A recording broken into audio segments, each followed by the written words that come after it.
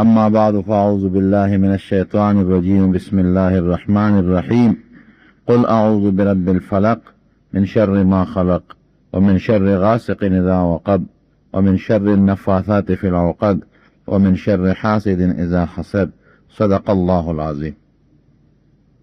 زما عزتمند مسلمانانو، د قرآن شریف مقصد هم دا دی چې سړی د قرآن شریف په مقصد او په معنا ځان پوهېږي.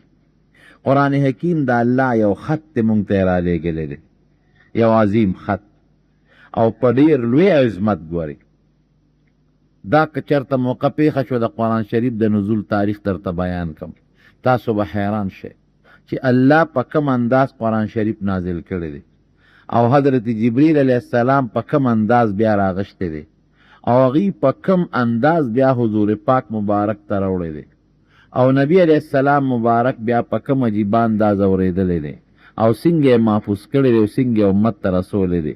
دا ځان له یو تاریخ دی. خو د قرآن شریف د دقه د الله د دې خط، دا د الله بذات خبرې دي، د الله خبرې کلام. د دې خبرو مقصد ځان پوهېول دی. زه یو مثال تاسو له درکړم. د یو سړي زوی دی، هغه په سعودي کې دی یا په دوبۍ کې، او پلار ته یې دلته خط راولېږه او پکې یې لیکلي دي چې بابا ما ته سپلی راولېږه 400 والې، یا د پېښور فلانکې شی راولېږه، یو جوړه جامې او دا که څوک راځي ما ته راولېږه. بابا ته چې خط راورسېد نو بابا هغه خط ښکل که او خوشبویي ورسره کړه او په رومال کې بند که او په الماری کې وتوه او سهار یې مرالي ښکلی چې دا مې د دوی خط دی او ماښام یې مرالي ښکلی یې چې دا مې د دوی خط دی. ټیک ته مینه خو د خط سره کوي، خو دا بابا هوښیار نه دی. دې له خو دې پلار د دوی خط نه رالیږلی چې بابا دا ښکلوه او عطر پې پورې که او رومال کې وتله. ټیک ته مینه ده، خو مقصد دا نه دی. زوی چې 3-4 کاله پس راشي، بابا ما خط رالیږلی او زویه ادې څه که بچی خو ما الماری کې سنبال کړی دی، ستا مینه ده، خوشبویي مې پې پورې کړې ده او ښکلي رومال مې پې تاو کړی دی او سهار او ماښام یې رالم او ښکلو مې. نو دا بابا خو مینه ناک دی، د دوی سره خو یې مینه شته، خو هوښیار ساده سړی دی، هوښیار نه دی. بابا ما خو دې له رالیږلي و، ما خو څه څیزونه درنه غوښتي وو، خو تا ما له راونه لیږل. دارنګې د قیامت پر ورځ الله به موږ نه تپوس کوي، ما یو خط در لیږلی او په څونه لوی شان او په څومره عظیم هستی د دواړو جهانو مبارک سردار محمد رسول الله صلی الله علیه وسلم 30 کاله مې پې لګولي وو، 30 ورځې پې لګېدلې وې او 2 میاشتې. اختلاف لږ د علماو شته، او راجح قول دا 30 کاله او 30 ورځې او په 2 میاشتو کې نازل شوی دی. او چې جبریل علیه السلام به راوړه، په زرګونو فرشتې به ورسره په جلوس کې تلې. ټیک ته ښکلول ثواب دی چې څوک یې ښکلوي، د قرآن شریف ادب دی. خشته کڅوړه دې تې تاو کړه، دام ثواب دی. د قرآن شریف ادب چې څومره کې ښکلې الماری دې ورته جوړه کړه، خشته چپایي دې وله وکړه او په عزت دې لاس کې واغشت او دست دې ورته وکړو او ښکلی. دا ټول برکت دی او ثواب دی او الله سره نسبت دی. خو مقصد دا نه دی، مقصد دا نه دی. الله به تپوس کوي، الله ما خو ښکل کړی و، الماری مې جوړه کړې وه او خوشبویي مې پې پورې کړې وه او عزت او برکت پې م کړی دی. بنده ټاټیک ته تا زما د کلام عزت کړی دی، خو ما پکې دنه څه غوښتي وو، ادې کړي دي که نه. الله بو چې دی کې خو ما ډېر څیزونه درنه غوښتي وو، تا کتلی دی، څیزونه دې پوره کړي دي، زما په هغه خط عمل کړی دی که نه، مونږ به بیا الله له څه جواب ورکوو. دې کې رونو یو څو ضروري خبرې دي. یو دا دی چې د دواړو صورتونو لومبي ته صورت فلق او دویم ته سوره الناس وایي او مجموعه ته ور د دواړو نوم معوذتین دی. نو دا نومونه د دې سوره فلق او سوره ناس او معوذتین ورته ولې وایي؟ زمونږ طالبان ورته وجر تسمیه وایي. دویم د دې دواړو صورتونو د مخکې صورت سره ربط او نسبت څه دی؟ مخکې سوره اخلاص دی. او دریم د دې دواړو صورتونو شان نزول څه دی، څه داسې وجه پیښه شوه چې دا دواړه صورتونه نازل شو. او څلورم د دې دواړو صورتونو لږه غوندې مختصره معنی او تفسیر به وکړو. او پنځم دې دواړو صورتونو کې چې کوم مسایل پټ پراته دي چې هغه راښکاره کړو چې دې کې څومره مسایل دي او په دې مسایلو به موږ څونه پورې عمل کوو. او شپږم آخري مختصره خبره د دې دواړو صورتونو فضایل چې په دې کې څه فضیلتونه دي او موږ له دې دواړو صورتونو څونه ورد پکار دی او څه پکار دي. دا شپږ خبرې بل اختصار درته ذکر کوم. الله دې مال توفیق د ویناو تاسو له د زده کړې او د اورېدو راکړي. وروڼو دې ړومبي ته سوره فلق وایي. ولې؟ ځکه دې کې د فلق ذکر دی، قل اعوذ برب الفلق. او د فلق راجحه معنا سبا، د سبا دا چوند، دې وجې نه سورة فلق ورته وایي. دویم کې د انسان ذکر دی اعوذ برب الناس. او رب العالمین په لومبو دریو آیاتونو کې د انسان ذکر کړی دی، د خپل ذات نسبت یې ورته کړی دی چې زه د انسان رب یم، زه د انسان بادشاه یم او زه د انسان معبود یم، زما عبادت کوي. نو انسان اشرف المخلوقات دا هغه ذکر دی. د دې وجې نه دویم صورت ته د الناس نوم کېښود. دواړو ته معوذتین ځکه وایي. معوذ بچ کوونکي ته وایي، پناه ورکوونکي ته وایي.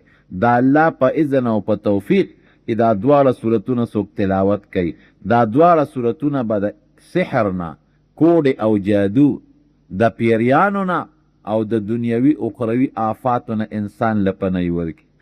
نومونه د صورتونو توقیفي دي، عقل له پکې دخل نشته، دا الله مقرر کړي دي. کم صورت چې به حضور پاک مبارک ته جبریل علیه السلام راوړه، ناغي به ورته همدقسې وویل چې دا فلانکي صورت دی، نوم بیا ورته واغېسته. د فلانکي صورت نه مخکې دی او د فلانکي نه وروسته دی، یا دا آیتونه د فلانکي صورت دی، د فلانکو نه مخکې دی او د فلانکو نه وروسته دی. نو د صورتونو نومونه الله ښودي دي. دا نبی علیه السلام یا جبریل علیه السلام یا بل چا نور علماو نه دي مقرر کړی، دا ولا الله ښودي دي. په پوره حکمت یو الله خبردار. دویمه خبره د دې ربط او تړون چې موږ پښتو کې ورته وایو، نسبت. د انسان خبرې چې وي نو هغې کې به ربط خامخی. که یو انسان داسې خبرې کوي چې یو د انګه او یو د بنګه او ربط پکې نه، نو خلک وایي مړه خبرې ډېرې ښې وکړې خو څه داسې پراګندې وکړې، یو یې د یو ځای نه او بله د بل ځای نه، موږ خو پیروپي نه شو. که ډېر قابل سړی وي خو د هغه په خبرو کې نظم نی، ربط پکې نی، هغې نه څوک پیدا نشي اخیستی. او دا ویونکي خلکو ته ادیب نه ښکاري، ښه نه ښکاري. نو رب العالمین خو د علم سرچشمه ده، رب العالمین خو د ادب او د علم خزانې دي. نو الله چې کومې خبرې کوي ابه څنګه بې ربطی.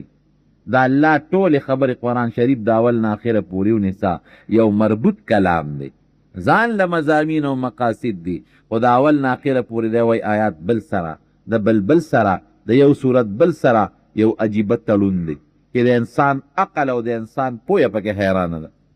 د دې خو علماو ډېر بحثونه کړي دي، خو ما درته مخکې وویې چې زه به بالاختصار او اسانه پښتو کې خبره کوم. مخکې سوره اخلاص کې د الله ښکلي صفتونه ذکر شو. الله احد، چې الله یک تنها دی، مثل نه لري، نه د الله په شان په صفاتو کې بل خدای شته، نه د الله په شان کارونه څوک کولی شي، او نه په ذات کې الله سره څوک شریک شته، نه ولا زوی شته او نه ولا پلار شته، نه الله له مثل شته. دا خشته ښکلي صفتونه پکې تیر شو. او صمد دی الله، په خپله چاته حاجت نه لري او ټول مخلوق ورته محتاج دی، دومره لوی ذات. دې کې د پناه ذکر راغی. نو دې کې دې وروستو ذکر کړل چې ای بنده ګورې پناه چې نیسې د الله په ذات پناه ونیسه. دنیا کې چې سړی امان غواړي نو مضبوط سړی لځي. د یو ملک حجرې ته ورشي، صاحب دشمن ناپسې دی له ما بچ که. د یو خان حجرې ته ورشي، صاحب ما بچ که. داسې د یو کمزوري سړي له نه ورځي، که کمزوری له ورم شي ایتې بچ کولی نه شي. نو مونږ چې پناه نیسو په چا به نیسو؟ د الله په ذات. د شیطان او د دنیا د آفات او بلیاتو نه رب العالمین د اشارت کوي چې پناه نیسي په هغه ذاتو نیسه چې د هغه صفتونه په سورې اخلاص قل هو صورت کې ذکر شو. بل چا سره مه نیسه. وان یمسسک الله بدر فلا کاشف له الا هو. که انسان ته هر قسمه تکلیف او ضرر رسی، دا تکلیف او ضرر بې د الله نه بل څوک نشي لرکولی.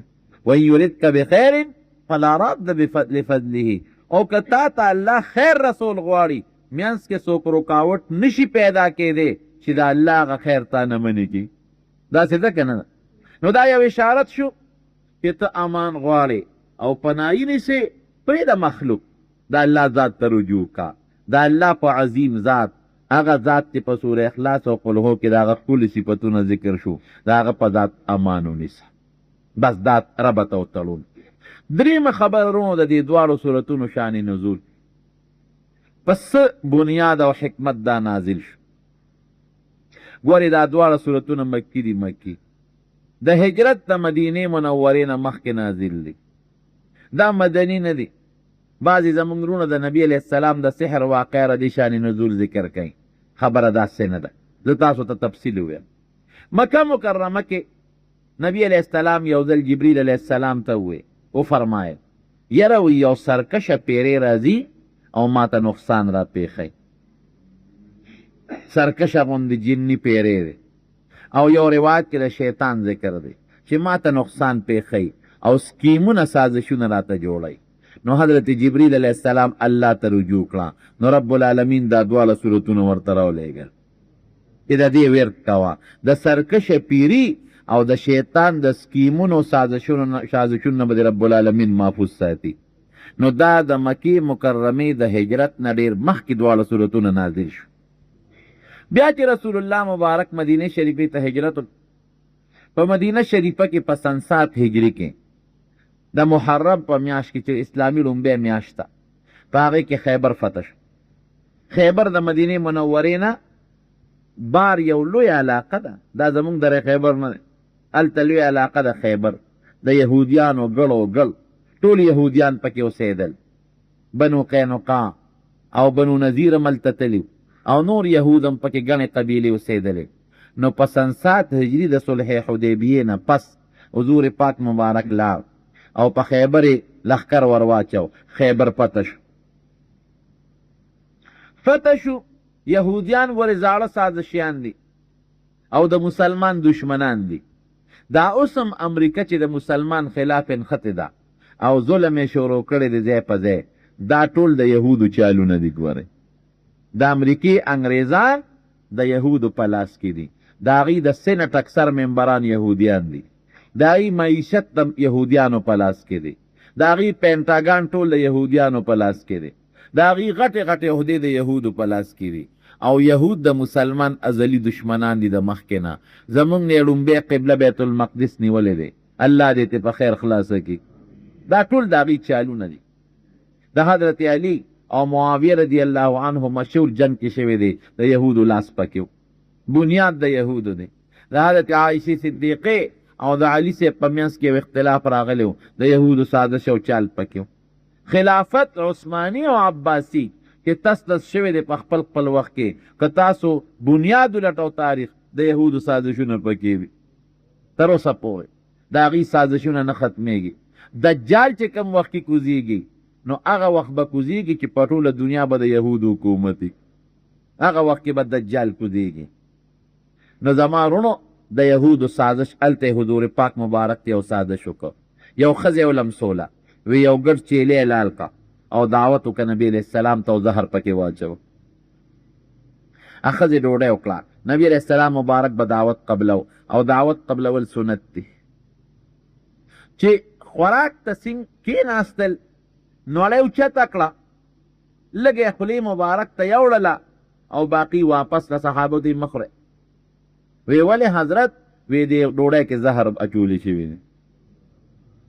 ښځه یې راوغوښته، وی تا په دې غوښه کې زهر اچولی دي؟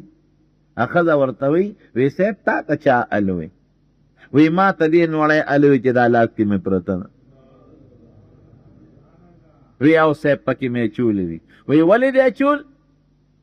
وی ما وی که دروغجن پیغمبر یې درته به خلاص شو، او که رښتونی پیغمبر یې هسې هم درته ضرر نشي رسولی.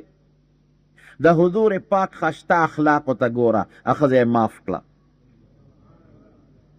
وی زما معاف کړې بیا یو صحابي دوه صحابه د هغه زهرو نه شهیدان شو هغې کې یو صحابي مړی دوه خوړلې وې نو د هغې په قصاص کې دا ښځه وی ما خو د خپل طرف نه معاف کړې په دې نه وجنم خو د دغه قصاص په وجه دې وجنم نو زمونږ د فقهاو دا یو بله مسله د اوږده او ګرانم ده د دې زهرو د قصاص دا چال ناکام شو حضور پاک مبارک راغی مدینه شریفې ته چې راغی یو بل چال یې وچلاو دې نه مخکې ډېر سازشونه جوړ کړي یو ځل یې حضور پاک مبارک غوښتی څه مسله کې چې څنګ دوی لاړل وته د دیوال په سوري باندې ګدی اچولی وی سید دلته کښېنه او یو سړی یې بره کوټې ته خېجولی وی چې دلته کښېني د میچنې پل به پرې راوغورځئ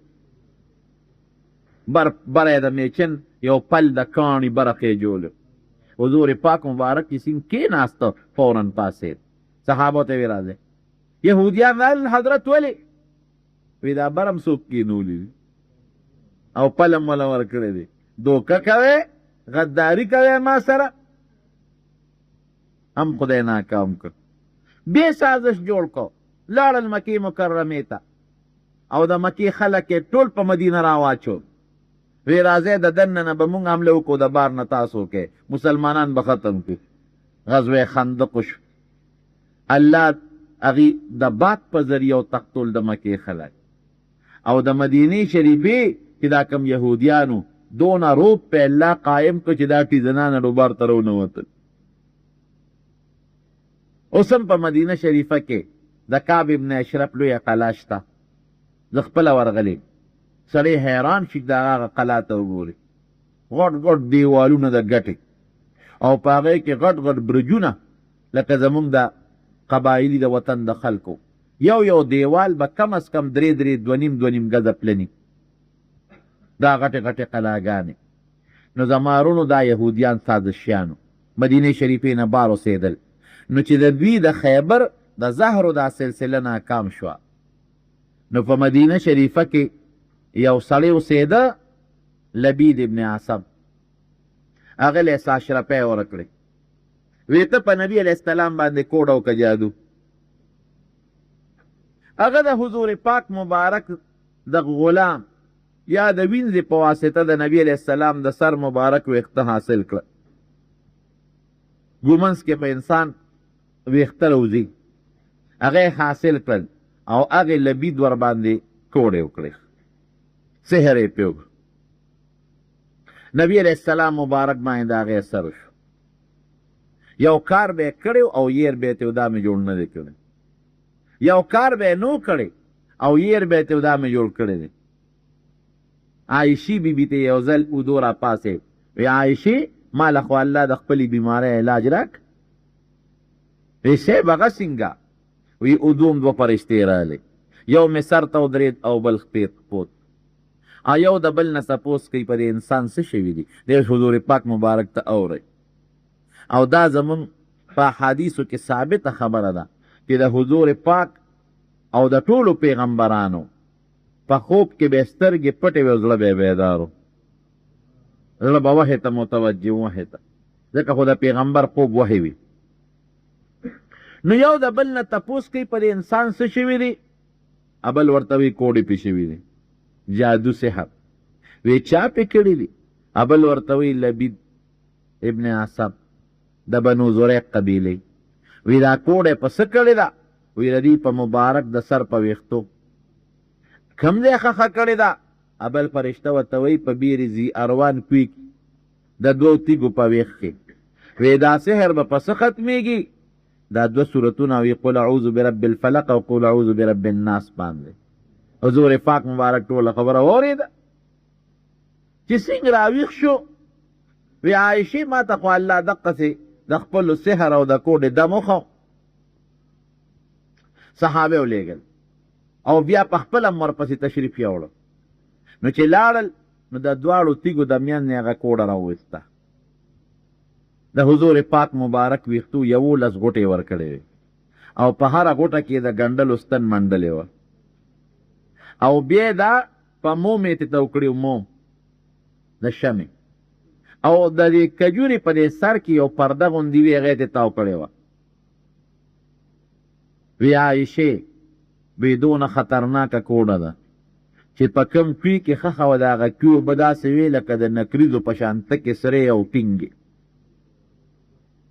او د هغه کوي په غاړه چې کوم باغ و د هغې بوټي داسې و لکه د شیطان د سرونو په شانتې مونږ د بدشکله شي تشبیه کې ورکوو مونږ خلک د سپي او د خر سره ورکوو چې د پلانکي دا مخ داسې دی لکه د سپي او د خر په شان داسې مونږ وایو اگر کې دا د ګناه الفاظ دي ښه او عرب چې د بدشکله شي تشبیه ورکوي د شیطان سره ورکوي کأن رأسه رأس الشیطان وی د پلانکي سر داسې دی لکه د شیطان په شان شیطان چې علي دی نه خو په یار انسان په تصور او په خیال کې د خراب او سخا شکل وي نو داسې سخا بد شکله د کجورو بوټي و لکه د شیطان د سرونو په شان علما لیکي چې د کوډ او د سحر خطرناک اثر دی په جمادات او نباتات او کاڼو بوټو باندې هم کېږي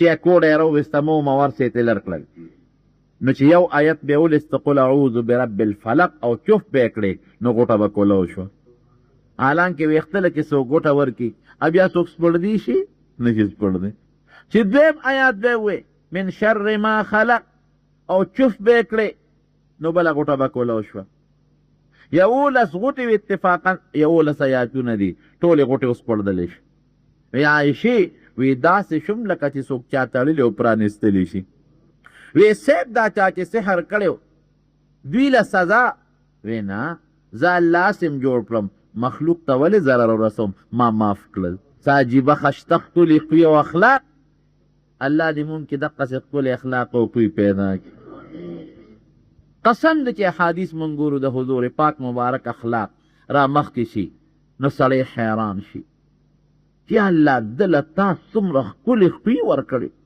څومره ښکلی اخلاق دې ورکړي ښکلی به ولې نه قرآن شریف چې وایي انک لعلی خلق عظیم قرآن الله وایي او تاکید سره وایي طالبان پې پوهېږي انک لعلی خلق عظیم بهترین خوی الله وایي ورته الله او قرآن کې تاکید سره وایي او عائشه بی بی فرمائی کہ آیت تپوسو کو وی دا حضور پاک مبارک ہوئی سو وی کان خلقه القرآن قرآن گردن دا قرآن پریکٹیکلی تاسو چی ورتوائی گردن دا قرآن دا حضور پاک مبارک ہوئی نو دا سے نن سبا بتابا انسو کوڑا ہو چو تبا پی قدرت منی جمدے بے پرید تا باندی با دا مرک کوشش تو کی او تبا پی قادر جمدے بے پرید حضور پاک مبارک معاف کر لگا خلق نو دای دواړو صورتونو کې د هغه کوډی سر دی کوډ شته او ثابتې دي جادو او کوډه دا شته ساحران خو قرآن شریف کې د موسی علیه السلام زمانه کې نو او بیا د کوډې خلاف دم هم شته چې په هغې ختم شي دمونه خو منئ که نه منئ دم ثابت دی ښه بعضې خلک دمونه هم نه مني وی دم څه ته وایي دا پخوا زمانه کې معتزله و هغوی به نه منه حضور پاک مبارک دمونه په ځان اچولی دي ګوره دین خو مونږ ته د نبي علیه السلام نه راغلی نو مونږ به هغه منو چې هغې کړي جبریل علیه السلام وی راغی او په مې دم واچو او حضرت حسن او حسین رضی الله تعالی عنهما دا به غیږ کې ونیول او دمول به حضور پاک مبارک او عایشه بی بی فرمایي چې ما په دم اچولی دي په نبي علیه السلام چې کله بیمارو نو دا هغه زمانه کې اوس هم دې زمانه کې بعضې خلک شته درته به اشارتن ویم چې هغوی دمونه نه مني نو دا د معتزله عقیده وه معتزله تابعینو په آخري دور کې پیدا شوي هغوی به دم نشته او دلیل به یې څه وی دلیل به یې دا وی دم خو د خولې نه الفاظو دي نو د خولې په الفاظو کې څه زور دی د خولې نه ته پوکي وباسه نو څه پې ته د سپرین ګولی خو نه ده چې سړی پې خوله شي نو رونو خبره مې دې پورې کوله چې دمونه ثابت دي ښه بلکل ثابت دي سورت فاتحه دا دم دی دم او د هرې بیمارۍ دم دی صحابه کرام یو ځل په لاره تلل ابو سعید خدري رضی الله عنه پکې و یو ځای کې د چا میلمانه شو هغې ډوډۍ ورنه کړه اتفاقا هغې کې یو سړی لړم وسي یا مات رالل وی تاسو کې څوک دمګر شته؟ وی ولې؟ وی زمونږ د قوم مشر مار چې چلی دی. دی ورته وی دا صحابي وی او ماک زه دم اچوم. وی دم پې واچوی نه مونږ د نه ډوډۍ وغوښته تاسو خو مونږ له را نه کړه. اوس به دم اچوم خو شکرانه به هم ورکوې. شکرانه ورته تاسو وایې څه به ورکوې اجرت به راکوې. وی شا به دم واچوی چې سړی جوړ شي چې څو شکرانه غواړې. وی 40 ګډې چیلی به راکې. دې ته شکرانه وایي. او زمونږ خلک چې ماشوم ناجوړی استاد دی راولي عبدالرحمن مولوي ته دم پې واچوه او پسینه د پاسه یې ورته 1 روپۍ او 1 چونې ښودي. هلکه وایي جوړ نه شو نو مې د 1 روپۍ او د 1 چونې د دم دومره زوري نو ته مضبوطه شکرانه ورته چې جوړېږي که نه جوړېږي. مولوي ته دا دی دګه دا مې خوشطبي د سره وکړه. نو چې هغه دم یې پې واچو الله هغه مشر جوړ کړ ګډې چیلې ته روانې کړې چې څه منځې لاړله نور صحابه ورته غلطي دې وکړه. ولې؟ وی په قرآن شریف کې اجرت واغېست. اخذت علی کتاب الله اجرا د کتاب صورت فاتحه وی او هغې دله 40 ګډې چیلې درکړې. دی هم حیران شو دا مې څه وکړل.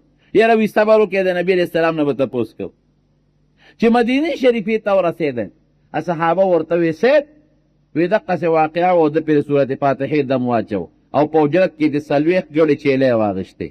وی ښې وکړل. ان حق ما قصتم علیه اجرا لکتاب الله واضربوا لي معکم سهما.